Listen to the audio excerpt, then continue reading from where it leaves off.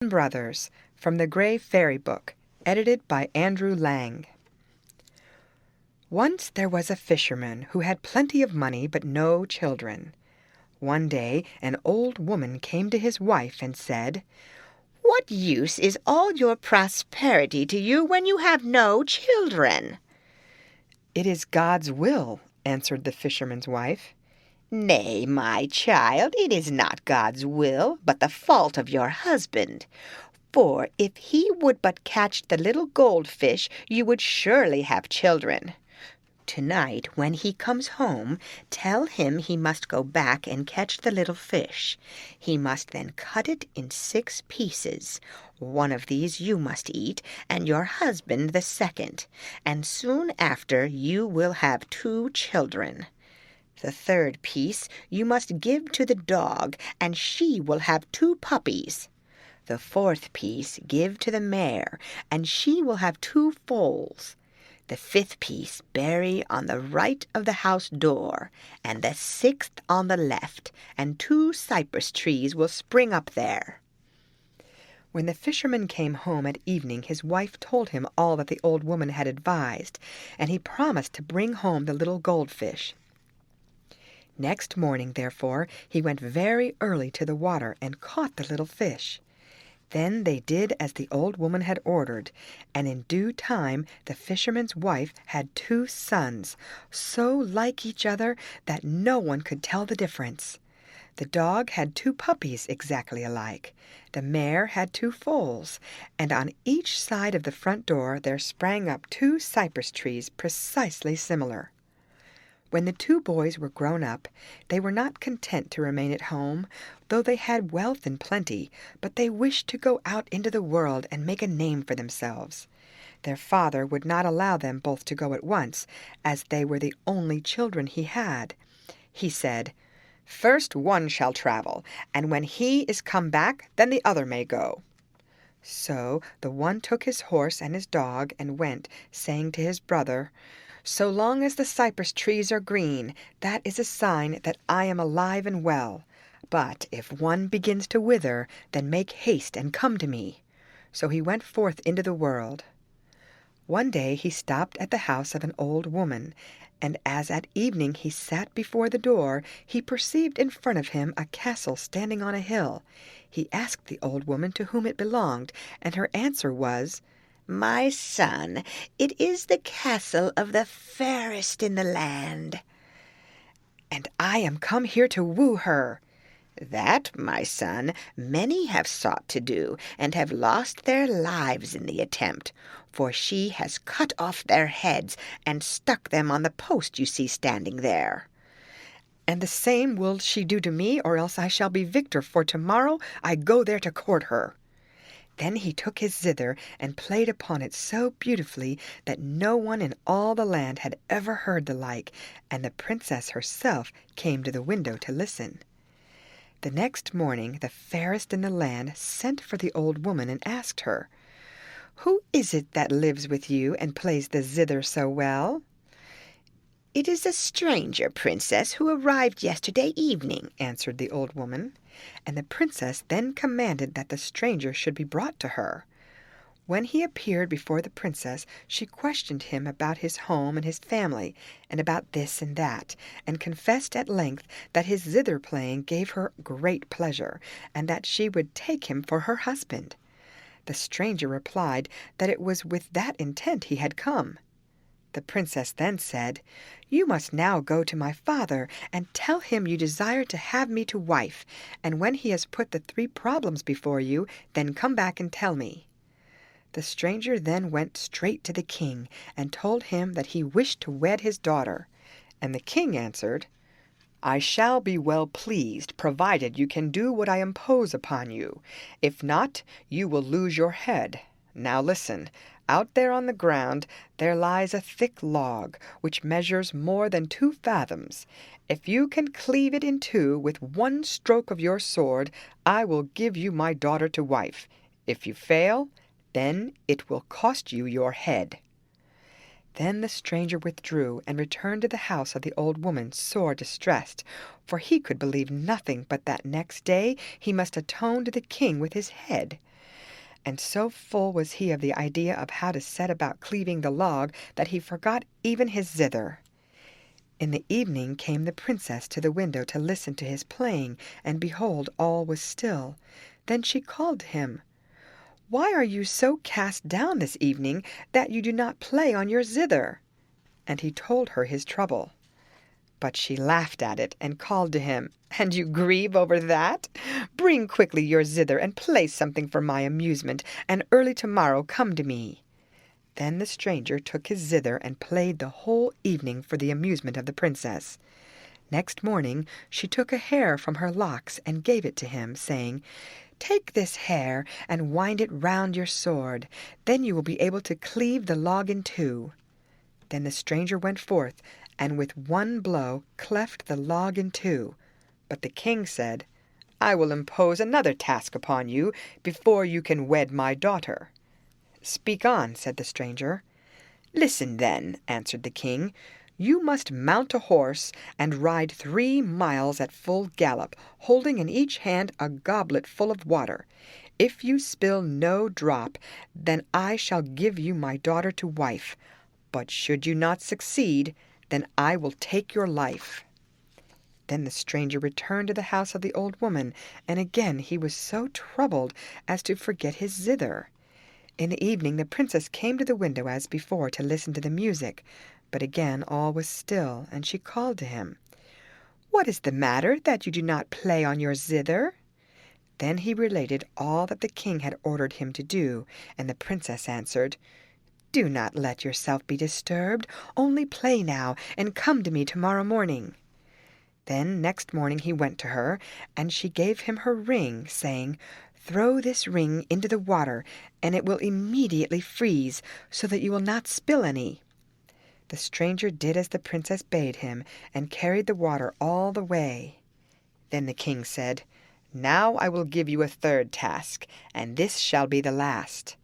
I have a Negro who will fight with you tomorrow, and if you are the conqueror you shall wed my daughter." The stranger returned full of joy to the house of the old woman, and that evening was so merry that the princess called to him, "You seem very cheerful this evening. What has my father told you that makes you so glad?" He answered, "Your father has told me that tomorrow I must fight with his Negro. He is only another man like myself, and I hope to subdue him and to gain the contest." But the princess answered, "This is the hardest of all. I myself am the black man, for I swallow a drink that changes me into a Negro of unconquerable strength. Go tomorrow morning to the market, buy 12 buffalo hides, and wrap them round your horse. Fasten this cloth round you, and when I am let loose upon you tomorrow, show it to me, that I may hold myself back and may not kill you. Then when you fight me, you must try to hit my horse between the eyes, for when you have killed it, you have conquered me."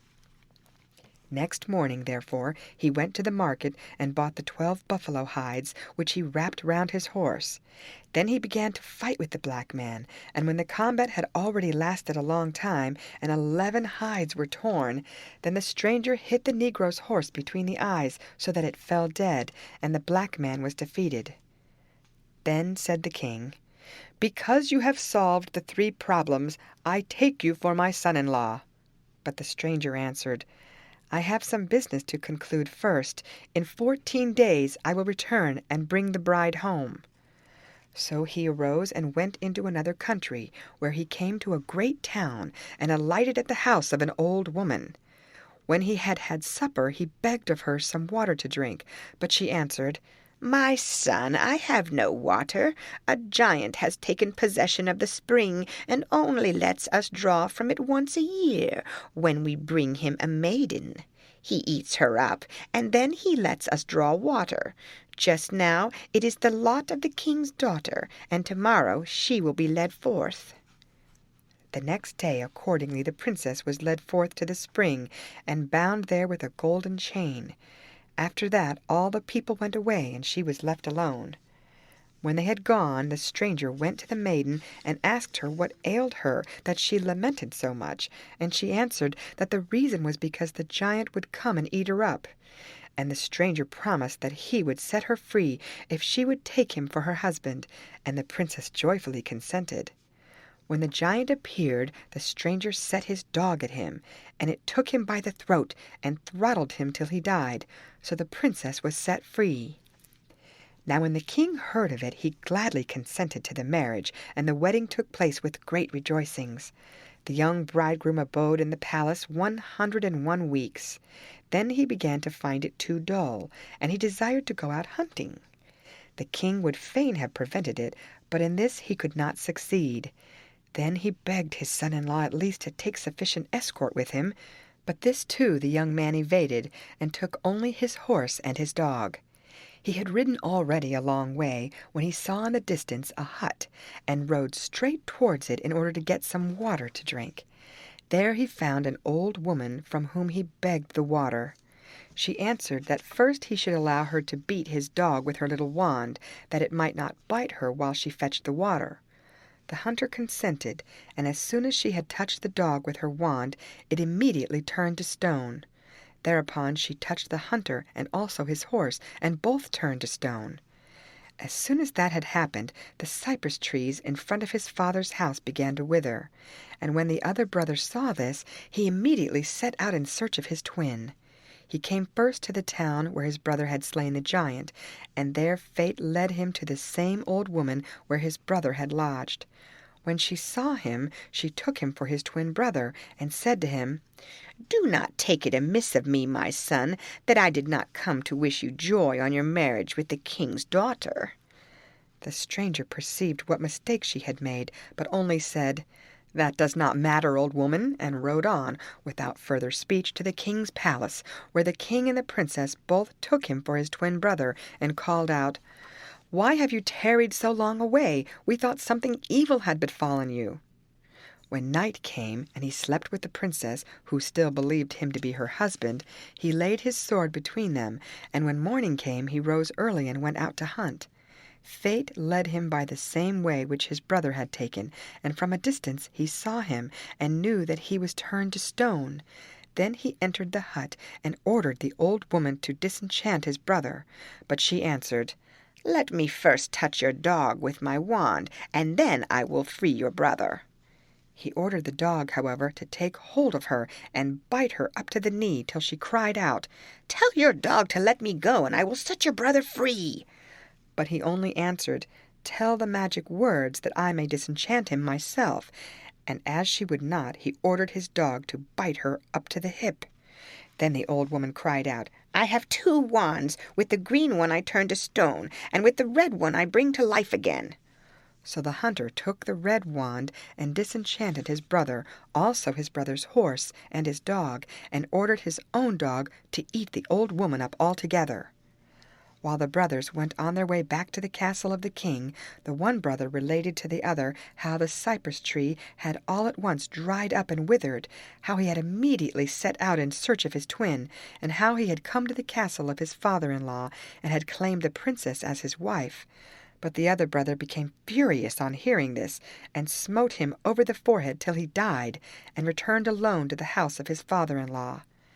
When night came and he was in bed, the princess asked him, "What was the matter with you last night, that you never spoke a word to me?" Then he cried out, "That was not me, but my brother, and I have slain him, because he told me by the way that he had claimed you for his wife." "Do you know the place where you slew him?" asked the princess, "and can you find the body?" "I know the place exactly." "Then tomorrow we shall ride thither," said the princess. Next morning, accordingly, they set out together, and when they had come to the place, the princess drew forth a small bottle that she had brought with her, and sprinkled the body with some drops of the water, so that immediately he became alive again. When he stood up, his brothers said to him, "Forgive me, dear brother, that I slew you in my anger." Then they embraced, and went together to the fairest in the land, whom the unmarried brother took to wife. Then the brothers brought their parents to live with them, and all dwelt together in joy and happiness. The end.